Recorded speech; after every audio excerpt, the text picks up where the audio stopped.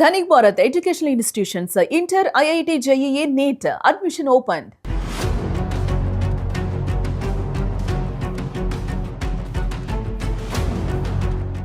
చుక్క నీరు లేక దిక్కులేని స్థితికి చేరుతోంది పాకిస్తాన్.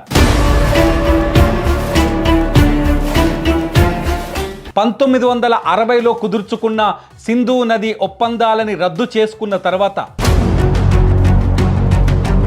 తన గోడుని ఎక్కడ చెప్పుకోవాలో, ఎవరికి చెప్పుకోవాలో కనీసం వినేవాడు కూడా లేక ఇప్పుడు ఏడుస్తోంది, కన్నీళ్లు పెడుతోంది పాకిస్తాన్. సింధు జలాల కోసం అంట పాకిస్తాన్ ఇప్పుడు భారత్ పైన యుద్ధం చేస్తుందంట. పాకిస్తాన్ రక్షణ మంత్రి చాలా స్పష్టంగా ఖవాజా ఆసిఫ్ చెప్తాడు.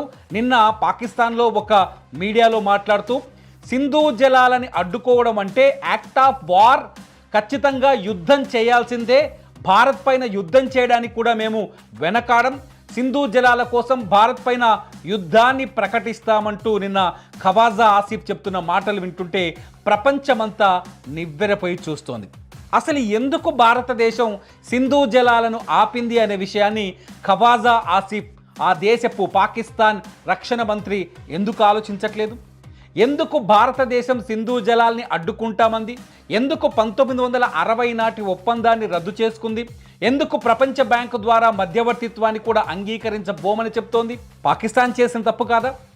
పాకిస్తాన్లో వయసొచ్చిన ప్రతి యువకుడికి తుపాకీ చేతికిచ్చి భారతదేశం పైన జిహాదీ పేరుతో యుద్ధం చేయండ్రా అంటూ బార్డర్కు పంపి జైషే మహమ్మద్ లాంటి ఉగ్రవాద సంస్థలకి ప్రపంచ దేశాల నుంచి నిధులు తెచ్చి ఆ ఉగ్రవాద సంస్థలను పెంచి పోషిస్తూ పాకిస్తాన్ ఇవాళ ప్రపంచం ముందు మేము శాంతి కాముకులము, మేము మంచి వాళ్ళము, భారత్ మాకు సింధు జలాలను ఆపేసి అన్యాయంగా మా ప్రాంతాన్ని నష్టపోయేలా చేస్తోంది, మా వ్యవసాయాన్ని దెబ్బతీస్తోందని దొంగ నాటకాలు ఆడుతుందా లేదా? ఎస్, భారత్కి తెలుసు సింధు జలాలని అడ్డుకుంటే పాకిస్తాన్ ఎడారిగా మారుతుందనే విషయం భారత్కి తెలుసు. సింధు జలాలని అడ్డుకుంటే 90% పాకిస్తాన్లో వ్యవసాయం ఆగిపోతుందని భారత్కి తెలుసు. సింధు జలాలు లేకపోతే పాకిస్తాన్ జీడిపిలో ఉన్న 25% వ్యవసాయ భాగం, ఏదైతే వ్యవసాయ ఉత్పత్తుల వాటా ఉందో ఆ 25% జీడిపి పడిపోతుందనే విషయం ఖచ్చితంగా పాకిస్తాన్కి తెలుసు, భారత్కు కూడా తెలుసు. తెలియకుండానే భారత్ సింధు జలాలను అడ్డుకోలేదు. పాకిస్తాన్లో ప్రజలు కూడా హ్యాపీగా ఉండాలి, పాకిస్తాన్లో ప్రజలు కూడా మనుషులే అని కదా 1960లో భారతదేశం సింధు జలాల విషయంలో పాకిస్తాన్కు నచ్చినట్టుగా అంగీకరించింది. మొత్తం 6 నదుల సంగమమైన సింధు జలాల్లో 3 నదులపైన పూర్తి హక్కు పాకిస్తాన్కి అందుకే ఇచ్చింది కదా. మొత్తం 6 నదుల సంగమం అయినప్పటికీ కూడా మొత్తం జలాల్లో 90% జలాలు పాకిస్తాన్కి వాడుకునేందుకు భారత ప్రభుత్వం ఆనాడు అంగీకరించింది కదా. 1965లో యుద్ధం వచ్చిన, 1971లో యుద్ధం వచ్చిన, 1999లో యుద్ధం వచ్చిన ఏనాడు భారతదేశం సింధు జలాల జోలికి వెళ్ళలేదు. కారణం ఏంటి అంటే పాకిస్తాన్ కూడా పచ్చగా ఉండాలనే కోరుకుంది భారత్. కానీ పాకిస్తాన్ ఏం చేసింది? భారత్ పచ్చగా ఉంటే ఓర్వలేకపోయింది, భారతదేశం అభివృద్ధి చెందుతుంటే ఓర్వలేకపోయింది, భారతదేశంలో రక్తపాతం సృష్టించాలని అనుక్షణం తన జీడిపిని ఉగ్రవాద సంస్థలకు మళ్లించింది. అందుకే ఇవాళ పాకిస్తాన్ శిక్షను అనుభవించాల్సిన పరిస్థితి వచ్చింది. పహల్గామ్ దాడిని ఈ భారతదేశంలో ఎవరైనా మర్చిపోగలరా? వాళ్ళేమైనా సైనికుల పార్కులో కుటుంబాలతో వచ్చి కేవలం విడిది కోసం వచ్చిన పర్యాటకులను పట్టుకొని వాళ్ళ గుండెల్లో తుపాకీలు పెట్టి నువ్వు హిందువా, కల్మా చదువుతావా, నువ్వు ముస్లిం కల్మా చదువుతావా లేదా అంటూ వాళ్ళని ప్రశ్నించి వాళ్ళ ప్యాంట్లిప్పి మొలతాడు కట్టుకున్నారా లేదా చూసి, సుంతి చేసుకున్నారా లేదా చూసి కాల్చి చంపడం ఎక్కడి మానవత్వం? పాకిస్తాన్లో వ్యవసాయం బతకాలి అని సింధు జలాలని 90% నీళ్లను పాకిస్తాన్కి ఇవ్వడం మానవత్వం అవుతుందా? లేకపోతే భారతదేశంలో ఉన్న అమాయకులను పట్టుకొని దొంగ రూపాల్లో వచ్చి ఇక్కడ యువతను ఆకర్షించి ఉగ్రవాదాన్ని నూరిపోసి భారతదేశంలో రక్తపాతాన్ని చూడాలి, కళ్ళ చూడాలనుకోవడం మానవత్వం అవుతుందా? ఇవాళ ప్రపంచ దేశాల ముందు ఖవాజా ఆసిఫ్ చెప్తున్న మాటలు వింటుంటే నిజంగా నవ్వాలా లేకపోతే వీళ్ళని ఏం చేయాలనే ఒక ఆలోచన కలుగుతుంది. ఎందుకంటే పాకిస్తాన్ ఖవాజా ఆసిఫ్ చెప్తాడు సింధు జలాల కోసం మేము భారత్ పైన యుద్ధం చేయబోతున్నామని. ఎంత ధైర్యం ఉంటే ఈ మాట చెప్తున్నారు? ఆపరేషన్ సింధూర్లో మీరు ఏం చేయగలిగారు? ఆపరేషన్ సింధూర్ తర్వాత మీ ప్రధానమంత్రి ఇరాన్కి వెళ్ళి టెహరాన్లో ఏం చెప్పాడు? ఆలోచించేలోపే భారత్ దాడి చేసిందని. భారత దాడి చేస్తే ఎలా ఉంటుందో ఆపరేషన్ సింధూర్ చూపించింది కదా. మళ్ళీ భారత్ జోలికి వస్తామంటే ఈసారి భారత్ పాకిస్తాన్ వదిలేస్తుందా? అంత ధైర్యం ఉందా? పాకిస్తాన్ యుద్ధం చేయగలదా భారత్ తోటి?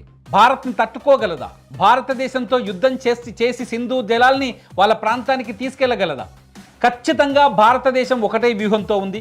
సింధు జలాలు నిలిపివేస్తే పాకిస్తాన్ ప్రజలు ఖచ్చితంగా ఎడ్యుకేట్ అవుతారు. అక్కడ వాళ్ళ పిల్లల్ని ఉగ్రవాదం వైపు మళ్లకుండా అడ్డుకోగలుగుతారు. వ్యవసాయ పొలాల్లో కనిపించే కరువు భారతదేశం ఎందుకు వాళ్ళపైన ఆంక్షలు విధించిందో అని ప్రతి వ్యక్తికి అర్థమయ్యేలా చేస్తుందని ఖచ్చితంగా భారత్ ఆలోచించింది. కాబట్టే సింధు జలాలని అడ్డుకుంది. సింధు జలాల విషయంలో చాలా స్పష్టంగా భారత్ తన విధానాన్ని చెబుతోంది. వీళ్ళు ఐక్యరాజ్య సమితికి వెళ్ళారు, ఐసీజేకి వెళ్ళారు, అన్ని చోట్లకి వెళ్ళి వీళ్ళు ప్రపంచ బ్యాంక్ ముందుకు వెళ్ళారు. అన్ని చోట్లకి వెళ్ళి భారత్ మాకు ద్రోహం చేస్తోంది, భారత్ మమ్మల్ని దెబ్బకొడుతోంది, భారత్ మా పైన ప్రతీకారం తీర్చుకుంటోంది అంటుంది. నిజానికి పాకిస్తాన్ కదా భారతదేశం పైన ప్రతీకారానికి పూనుకుంది. నిజానికి పాకిస్తాన్ కదా భారతదేశంలో ఉగ్రవాదాన్ని పెంచి పోషించి విధ్వంసాలను సృష్టిస్తుంది. నిజానికి పాకిస్తాన్ కదా పేలుళ్లకు పాల్పడుతుంది. మొన్న ఢిల్లీలో కూడా పేలులకి కుట్ర చేసింది పాకిస్తానే కదా. జైషే మహమ్మద్ లింకులే ఉన్నాయని తేలింది కదా. ఇటువంటి పాకిస్తాన్ ప్రత్యక్ష యుద్ధం చేయలేకనే కదా పరోక్షంగా భారత్ని దెబ్బకొట్టాలని, అల్లజడి సృష్టించాలని, అల్లకల్లోలను సృష్టించాలని ప్రయత్నిస్తుంది. అటువంటి పాకిస్తాన్ ఇవాళ భారత్తో యుద్ధం చేస్తామని ఖవాజా ఆసిఫ్ చెప్తుంటే నవ్వొస్తుందా లేదా ఆలోచించండి. ఖచ్చితంగా పాకిస్తాన్కి సింధు నది అనేది ఒక జీవాధారం. 90% పాకిస్తాన్ వ్యవసాయం సింధు జలాలపైనే ఆధారపడి కొనసాగుతోంది.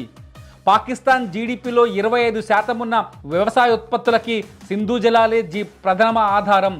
సింధు జలాలు నిలిచిపోతే 25% జీడిపి పైన ప్రభావం చూపించే అవకాశం ఉంటుంది. దాదాపు 240 మిలియన్ మంది ప్రత్యక్షంగా పరోక్షంగా సింధు జలాలపైన ఆధారపడి బతుకుతున్నారు. వాళ్ళందరి జీవితాల్లో ఖచ్చితంగా కరువుని తీసుకొచ్చే పరిస్థితి ఏర్పడుతుంది. 32% వరకు పంట దిగుబడి తగ్గిపోయింది పాకిస్తాన్లో. ఒకసారి లెక్కలు తీస్తే ముఖ్యంగా పత్తి, గోధుమ, వరి, చెరుకు పంటలు తీవ్రంగా దెబ్బతిన్నాయి. ఈసారి వాళ్ళు పంటలు వేసే పరిస్థితి కూడా లేదు. ఎందుకంటే పాకిస్తాన్కి వెళ్ళే నదులపైన ఇప్పటికే భారత ప్రభుత్వం జలాల్ని మళ్లించే ప్రయత్నం చేస్తుంది. ఇప్పటికే గతంలో ఉన్న రైట్స్ ఆధారంగా, హక్కుల ఆధారంగా కొన్ని ప్రాజెక్టులు నిర్మించింది. ఆ ప్రాజెక్టులను మరింత వేగవంతం చేస్తోంది. పాకిస్తాన్కి నీళ్ళు ఇవ్వాలంటే పాకిస్తాన్ భారతదేశంలో రక్తం పారకుండా ఖచ్చితంగా ఉగ్రవాదాన్ని అంతం చేయాల్సిన అవసరం ఉంది.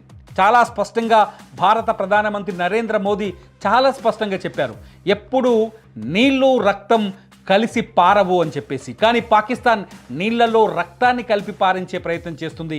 రక్తంలో సింధు నది నీళ్లను కలపాలని ఇప్పుడు కోరుకుంటోంది. అటువంటి పాకిస్తాన్ ఇప్పుడు ఏ ధైర్యంతో యుద్ధం చేస్తానంటుందో తెలుసా? ఇరాన్ ఇజ్రాయెల్ యుద్ధం తర్వాత పాకిస్తాన్ మేము శాంతి కాముకులం, ప్రపంచానికి మేము శాంతిని కోరుకుంటున్నామనే బిల్డప్ ఇస్తోంది. అమెరికాకి, ఇజ్రాయెల్కి, ఇరాన్కి మధ్యవర్తిత్వాన్ని వహించిన మేము యుద్ధాన్ని ఆపగలిగామని చెప్పుకునే ప్రయత్నం చేస్తుంది. కానీ ప్రపంచం మొత్తం చూస్తుంది యుద్ధాన్ని నివారించే శక్తి, సంధిని కుదిర్చే శక్తి పాకిస్తాన్కు లేదు అనే విషయం ఇవాళ ప్రపంచానికి స్పష్టంగా అర్థమవుతుంది. ఒక ఉగ్రవాద దేశం 2 ఉద్రిక్త పరిస్థితులున్న దేశాల మధ్య సంధిని కుదుర్చుందంటే ఎలా నమ్మొచ్చు? ఒక ఉగ్రవాద దేశం హర్మూజ్ లాంటి జలసంధిని ఓపెన్ చేయించగలుగుతుందంటే ఎలా నమ్మొచ్చు? ఇరాన్కి గతంలో ఉన్న సంబంధాల వల్ల అమెరికా మీతో చర్చలు ఒప్పుకుందో తప్ప మిమ్మల్ని నమ్మి ఎప్పుడు ఒప్పుకోదు అమెరికా. చాలా స్పష్టంగా తెలుసు పాకిస్తాన్కి.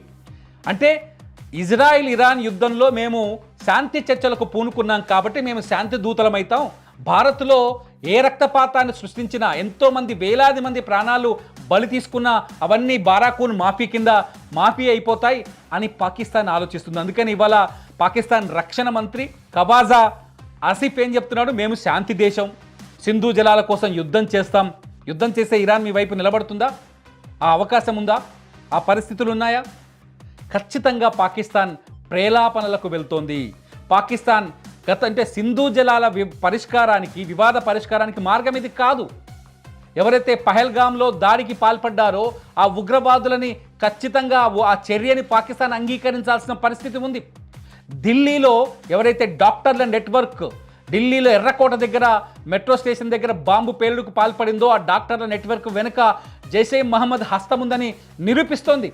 మసూద్ అజార్ అనే ఒక ఉగ్రవాదిని ఖచ్చితంగా కంట్రోల్ చేయాల్సిన అవసరం ఉంది. పీఓకేలో నిర్వహిస్తున్న ఉగ్రవాద స్థావరాల్ని అంతం చేయాల్సిన అవసరం ఉంది. ఇవంతా ఈ ఉగ్రవాద సంస్థల్ని ప్రేరేపిస్తూ వాటికి ఫండ్ తీసుకొచ్చి ప్రపంచ బ్యాంక్ నుంచి కావచ్చు, IMF నుంచి కావచ్చు ఫండ్ని తీసుకొచ్చి మళ్ళీ ఉగ్రవాద సంస్థలకే ఇస్తున్న పాకిస్తాన్ ఇవాళ సింధు జలాల విషయంలో న్యాయం అడగడం ఎంతవరకు బాగుంటుంది? ఒక్కసారి ఆలోచించండి. పాకిస్తాన్ భారత్ పైన యుద్ధం చేసే హక్కుందా పాకిస్తాన్కి? సింధు జలాలు మాకు ఇవ్వండి అని భారత్ని అడిగే హక్కుందా పాకిస్తాన్కి? అంతర్జాతీయ భద్రతా మండలిలోకి వెళ్ళి భారతదేశం తప్పు చేస్తుందని చెప్పే ధైర్యం, ఆ సాహసం చేసే హక్కు పాకిస్తాన్కి ఉందా? ఒక్కసారి ఆలోచించండి. ఖవాజా ఆసిఫ్ భారతదేశాన్ని రెచ్చగొట్టే ప్రయత్నం చేస్తుంటే ఖచ్చితంగా భారతదేశం కూడా గట్టిగానే ప్రతిస్పందిస్తుందనే విషయం మర్చిపోతుంది పాకిస్తాన్. ఆపరేషన్ సింధూర్ క్లోజ్ అయిందనుకుంటోంది పాకిస్తాన్. ఆపరేషన్ సింధూర్ ఎప్పటికీ ఆన్లోనే ఉంది. ఒక్క అడుగు పాకిస్తాన్ ముందుకు వేస్తే 1000 అడుగులు వేసేందుకు భారతదేశం సిద్ధంగా ఉంది. ఆపరేషన్ సింధూర్లో పాకిస్తాన్ పరిస్థితి ఏందో, పాకిస్తాన్లో ఉన్న ఎయిర్ బేస్ల పరిస్థితి ఏందో, పాకిస్తాన్లో ఊడలు వేసుకొని ముదిరిపోయిన ఉగ్రవాద స్థావరాల పరిస్థితి ఏంటో ఖచ్చితంగా ఆపరేషన్ సింధూర్ ఈ ప్రపంచానికి చూపించింది. అయినా కూడా మళ్ళీ మేము తప్పు చేయలేదు, మేము ఉగ్రవాద దేశం కాదు, మాకు సింధు జలాలు కావాలంటే భారత్ ఇస్తుందా? మీరేమనుకుంటున్నారు పాకిస్తాన్ ఆలోచిస్తున్న విధాన్ని? సింధు జలాల కోసం యుద్ధం చేస్తామంటున్న పాకిస్తాన్ వాదనని మీరెలా చూస్తున్నారు? మీ అభిప్రాయాన్ని ఈ వీడియో కింద కామెంట్ చేయండి. చూస్తూనే ఉండండి, ఇట్స్ యూటీవీ. నా పేరు తిరుమల్.